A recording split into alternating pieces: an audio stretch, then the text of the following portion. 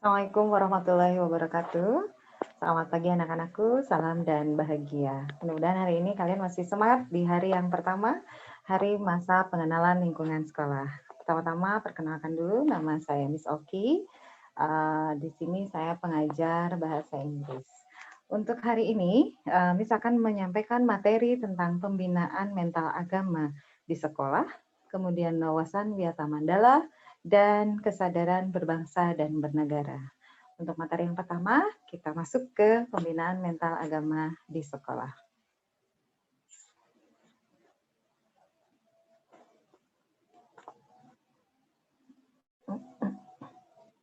Kita tunggu slide-nya.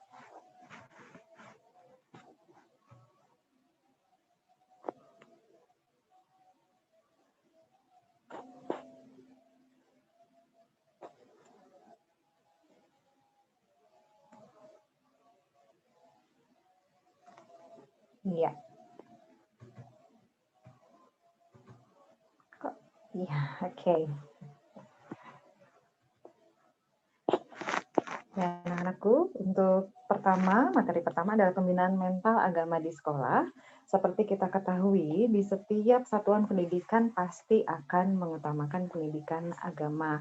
Kenapa? Karena ini unsur yang terpenting dalam pendidikan moral dan pendidikan mental.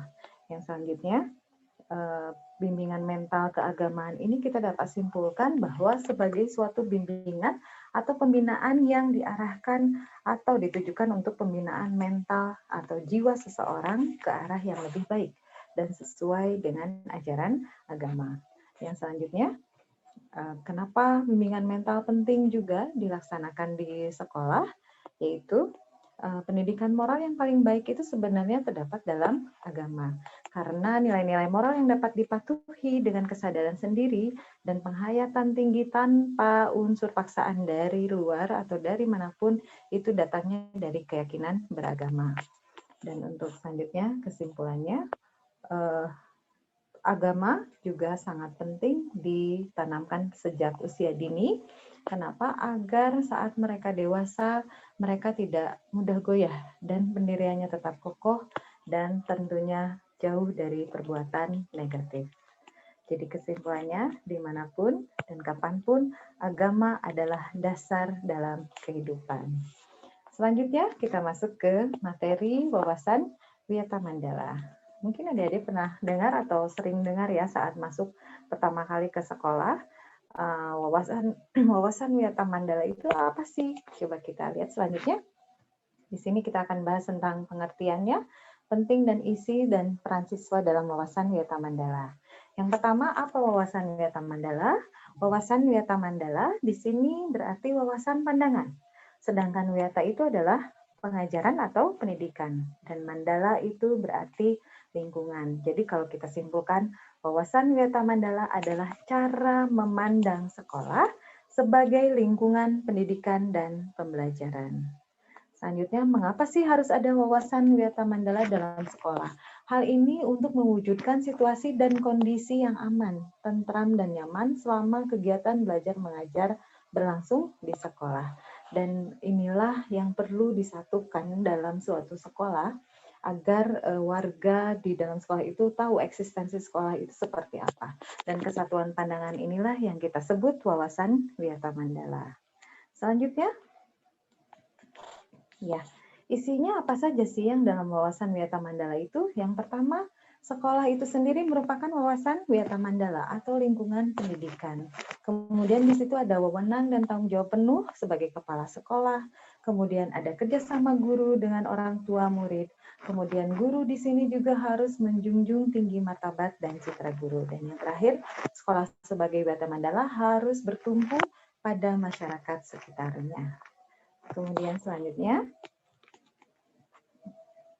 iya, peran siswa dalam Wiyata Mandala itu apa saja sih? Yang pertama, kalian tentunya harus aktif dalam kegiatan sekolah dan tentunya yang berhubungan dengan pendidikan. Kemudian yang kedua, kalian wajib melaporkan apapun gejala atau gangguan yang terjadi di sekolah, baik kepada guru ataupun kepada kepala sekolah. Silahkan dilaporkan ya.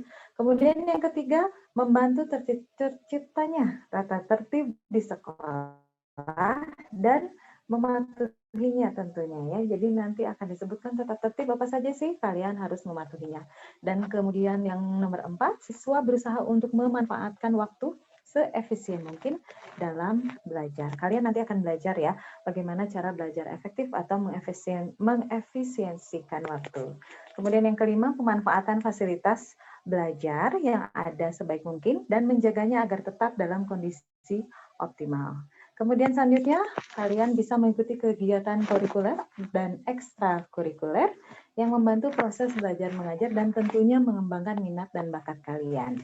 Kemudian yang selanjutnya, kalian boleh mengikuti kegiatan berorganisasi melalui OSIS, dan yang terakhir, menghindari tindakan yang mengganggu kegiatan proses kegiatan belajar dan mengajar. Ya, jadi kalau misalnya kita simpulkan, ingat, kita upayakan wawasan Wiyata Mandala ini agar sekolah dapat berfungsi sesuai dengan statusnya, yaitu melaksanakan proses belajar mengajar sehingga tercapai tujuan pendidikan yang diharapkan. Pendidikan itu luar biasa.